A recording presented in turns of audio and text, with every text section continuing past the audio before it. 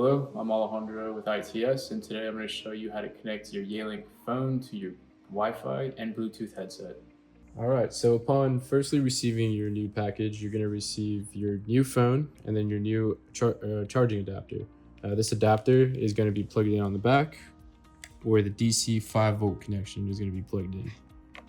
Plug it in and your unit will slowly power on. Upon plugging it in, you are going to see the welcome initializing. Please wait, patiently wait, and the unit will start to initialize.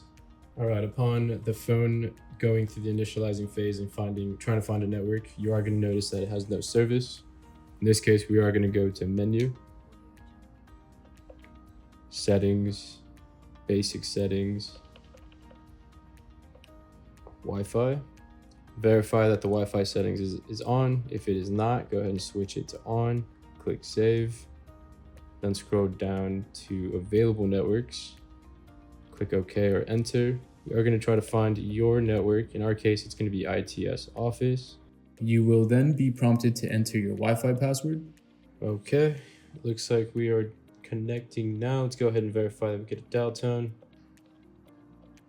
Network verified, Wi-Fi settings, and we have a dial tone. All right, so now I'm going to show you how to connect your Yealink phone to a headset or Bluetooth device. We are going to go ahead and go to menu, scroll down to settings, basic settings.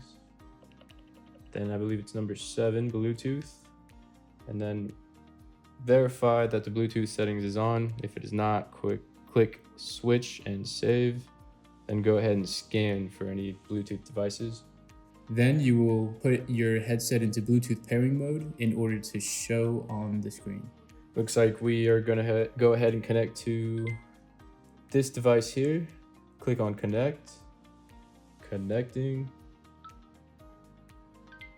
and we are connected. Let's go ahead and click exit.